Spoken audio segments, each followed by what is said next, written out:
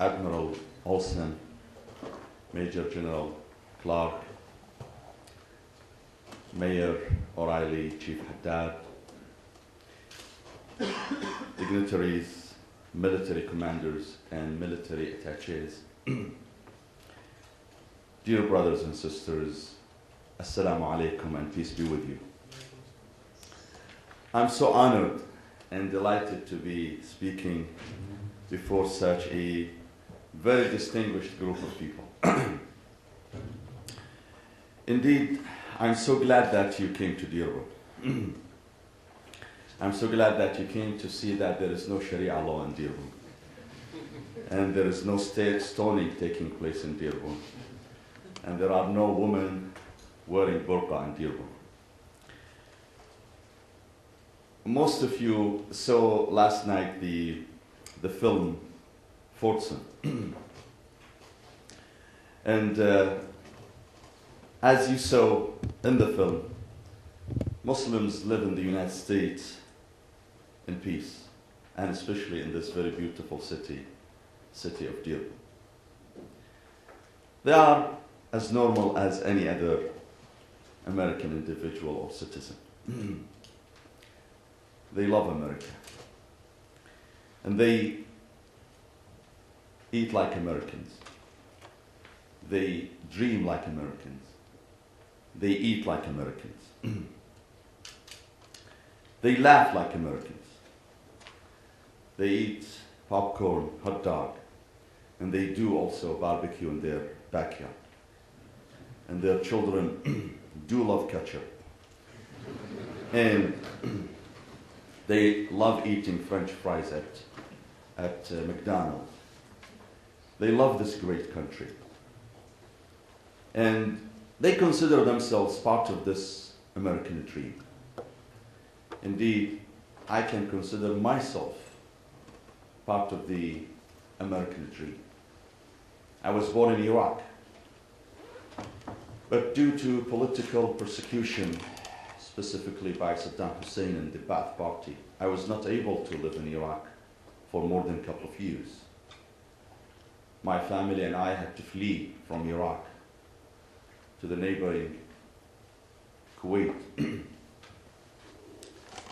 because my father was a vocal critical of Saddam Hussein.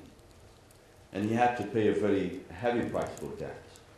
15 members of my family were executed, including my grandfather, who was at the time 8-year-old when he was executed by Saddam Hussein. Therefore, my family found a new home in the United States. So I came to this country in late 1992. And I was not able to speak English at the time.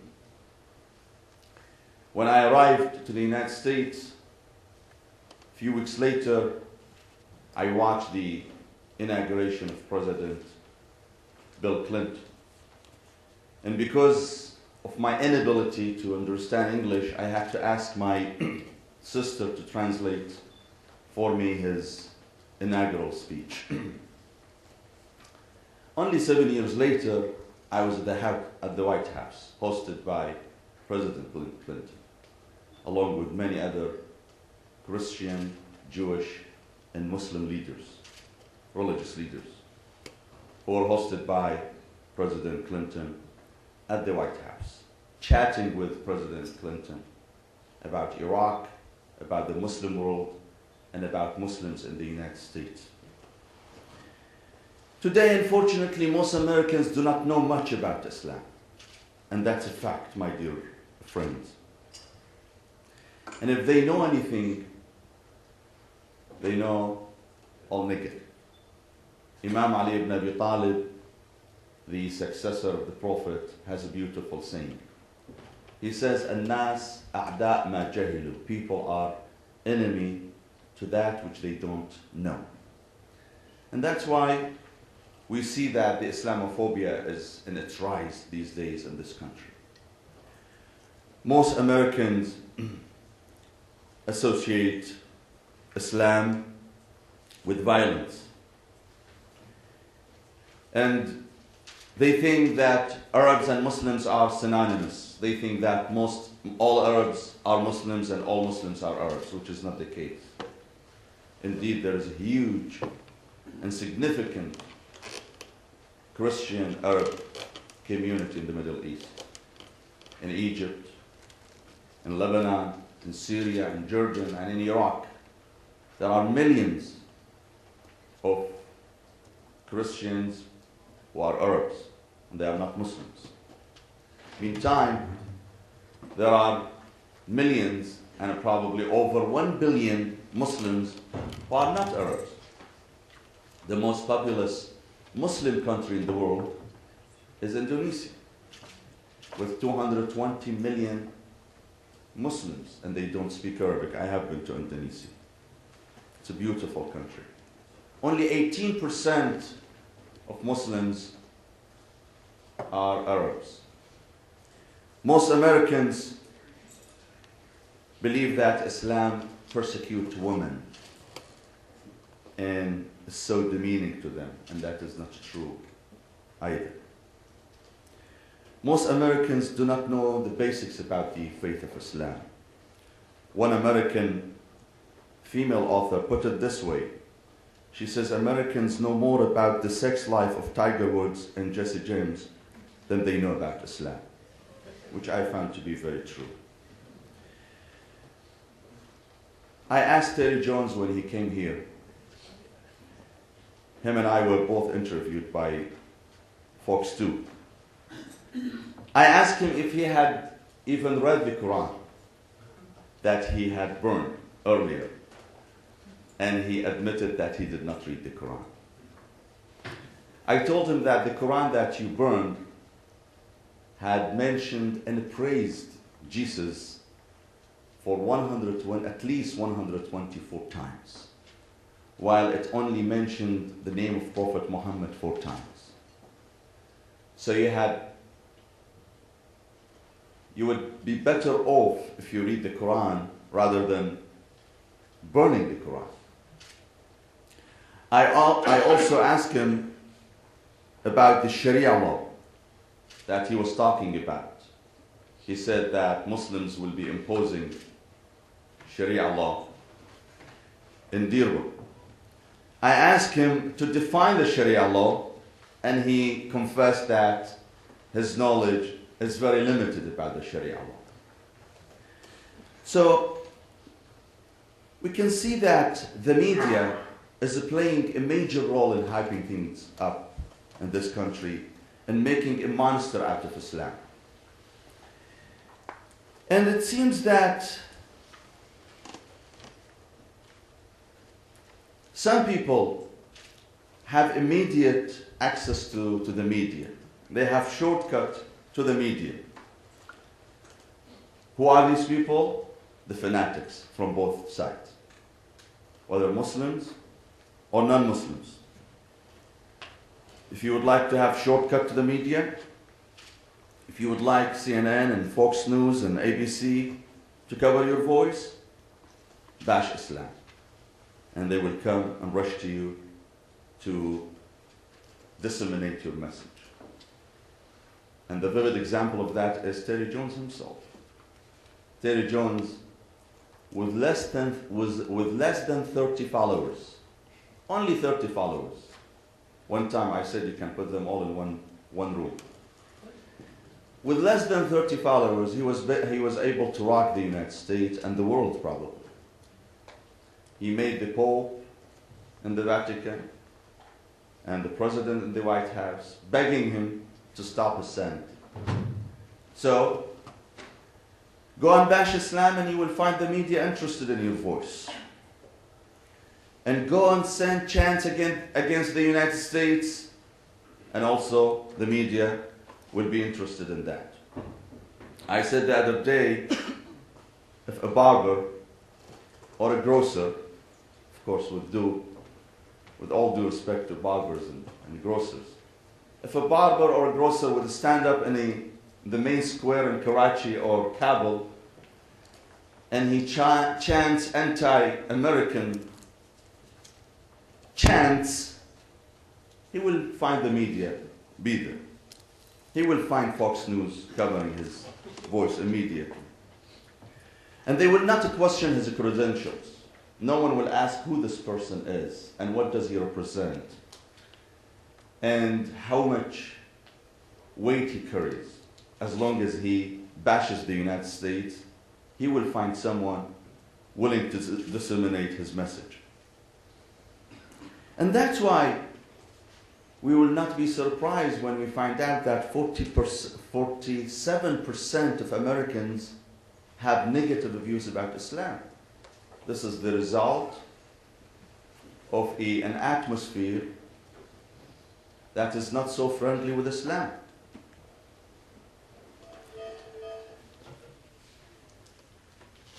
Let me give you a few examples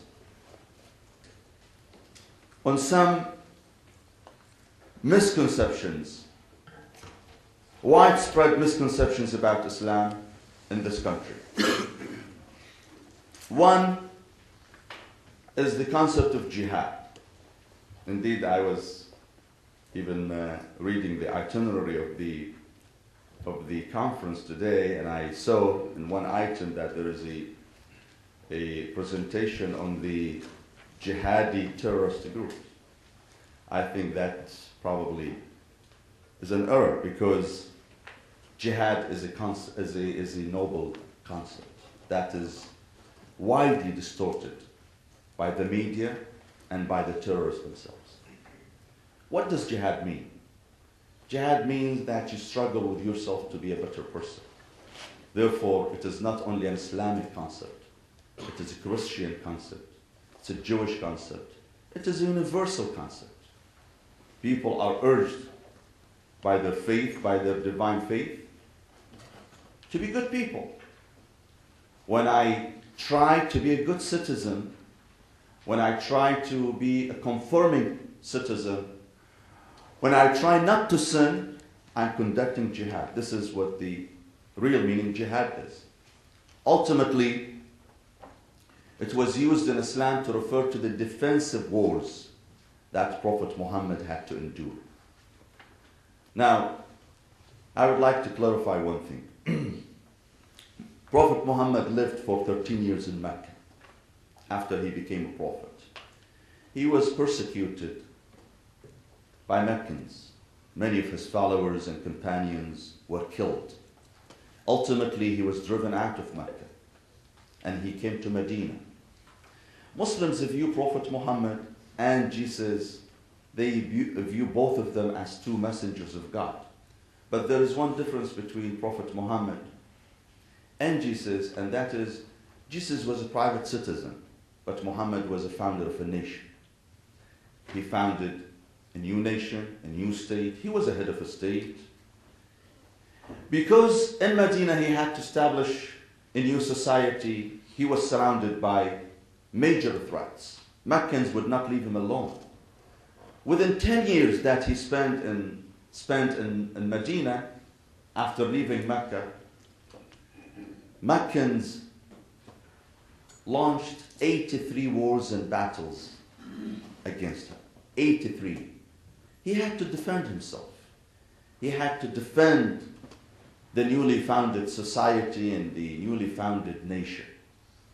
Therefore, he taught Muslims that if you defend yourself, if you defend your land, then that is a holy cause, a cause worth sacrificing for. And I believe that Muhammad was not the only one who said that. We, as Americans, we're so proud to defend our interests and our country. As you, many of you are commanders in the American army, you find it your moral and patriotic responsibility to defend your country. That's how Muhammad taught his people in Medina. So that's where the word jihad comes from. But then we see today that these terrorist groups are using the word jihad for their gain. So they can recruit more people, so they can have more sympathizers. They are trying to legitimize their cause by calling it jihad. It is not jihad. What Osama bin Laden has done, what Al-Qaeda has done, what these fanatics have done in Iraq, in Pakistan, in Jordan, in Yemen, in Somalia, this is not jihad. This is terrorism. And Islam utterly condemns that. Indeed, if you read the Quran, you will not find it difficult to find the Quran condemning terrorism and attacking innocent people. God in chapter 5 verse 35 says, whoever kills one innocent person, he is viewed by God as if he has killed the entire mankind. Islam considers killing one person to be equivalent to killing the entire mankind. So Islam does not tolerate attacking innocent people. And Muslims during 9/11, as you saw last night in the Fortson film, they were appalled by the attacks, just like any other American. And they were offended, just like any other American. And they mourn the loss of American lives, just like any other American in this country. So that is one conception that is highly distorted today, and that is the concept of jihad. The other concept is women in Islam. Many people think that Islam degrades women and considers them second-hand citizens. That's not true at all. Indeed, Islam is so clear. It is in the Quran that men and women are of equal status in the eyes of God. Now, I do not deny that in some parts of the Muslim world, women are mistreated. I don't deny that.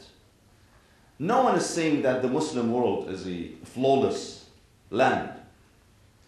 But we have to understand one thing, that what happens to women in these countries, the mistreatment of women in these societies, has nothing to do with Islam. There is culture and there is religion. And often we mix up between the two.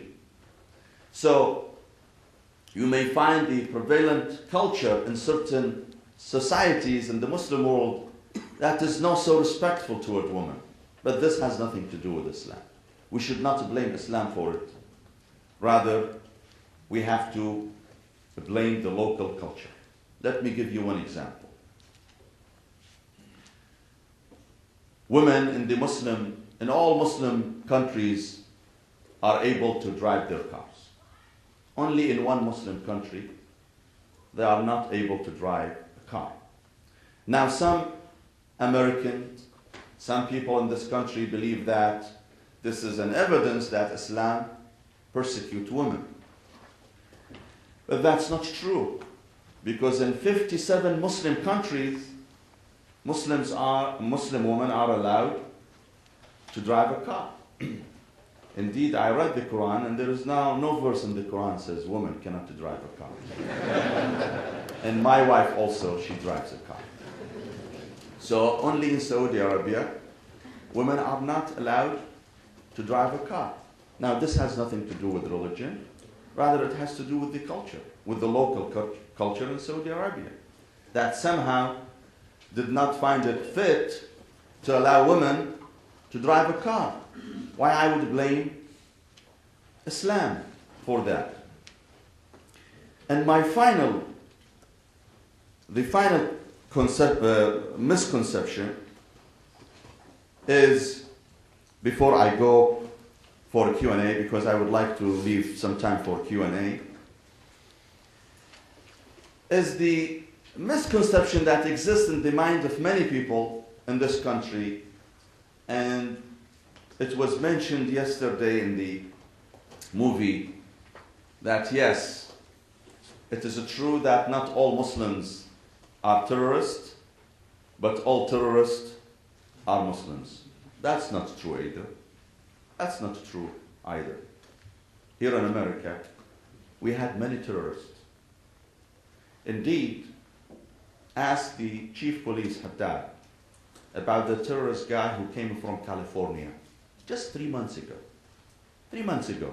He drove his car all the way from California. He was 67-year-old, and he was caught by the police, by Dearborn police, as trying to bomb the Islamic Center of America, which is my center, the center I represent. But you don't hear about this in the media. Why? Why? If the same guy had come from California to bomb a synagogue or a church, believe me, you will see hell will let loose. But because he came to attack the Islamic Center, you don't hear much about it in the media, because the media is not interested in depicting anyone as terrorist other than Muslims. And I can give so many other examples. Another example. A few months ago, a guy took his Cessna airplane and he hit it with the IRS building in Dallas, Texas. For the first hours, there was not only a big shock, there were speculations about which Muslim did that. And they were looking for the Muslim behind this terrorist act. Now, a few hours later, they found out that it wasn't a Muslim, it was a madman who was upset, who was extremely upset with the IRS, and he did that. So now you read in the newspaper that it is not a terror-related incident. The incident is the same. So if the pilot was Muslim, then it is a terror-related incident. But if we find out that the pilot is not Muslim, then it is no longer terror-related incident. So you don't hear about non-Muslims involved in terrorist act, not because these incidents do not exist, simply because the media is not interested in labeling these incidents as such. But if he's a Muslim, it's a different story. If he's a Muslim, then the media will be immediately willing to label any incident as terrorist. I remember in 1999, I mentioned that earlier, that when I met with President Clinton at the White House, he said something very interesting. And there were at least 120 or 30 religious leaders from various faiths. He said that terrorism is not confined in one religion. Terrorism knows no religion. You may find someone terrorist or could be terrorist in the Muslim faith, in the Christian faith, or in the Jewish faith. Because terrorism has no color, has no race, and has no religion. And I found that to be a very true statement. Unfortunately, with the Muslims being on the spotlight, we find that every incident that takes place in their midst is being scrutinized and often exaggerated. But I bet you there are also people who are as violent as these Muslims. Let's not forget David Koresh, James Jones, and Timothy McVeigh, and many others who find it convenient to use religion, yet combine it with violence so they can wreak havoc into the society by exploiting religion. I end this with a story from Muhammad Ali Clay. Muhammad Ali Clay, after the attacks of 9/11, he visited the site. And as he was visiting the site, a reporter approached him. And he asked him, Mr. Clay, how do you feel about the terrorists joining your faith? And Muhammad Ali Clay, he is Muslim. He immediately answered by saying, how do you feel about Hitler joining yours? Hitler historically was reported, he was Catholic. Would I blame Catholicism for the crimes committed by Hitler? No way. Would I blame Christianity for crimes committed by these fanatics in Northern Ireland? No, I would not do that. And I would expect others to do the same when it comes to Islam. I would expect that we will be able to distinguish between Islam as a divine, peaceful religion that holds so much respect for the other faiths, especially to the Muslims, to the Jews and Christians, and between a fringe group that finds it so convenient to exploit specific religion for their political gain.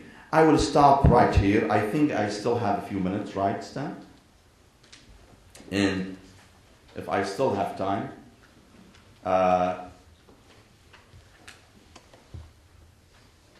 yes or no, Stan? Be honest with me. The plan changed. So I have a presentation for you, and then I think we'll do a collective question and answer. Okay. For all. Yes. For all of our guests. Okay, that's excellent. I would like to thank you so much for your patience and for your invitation to have me with you. I pray that God would bless you all. Thank you so much. Wassalamu alaikum.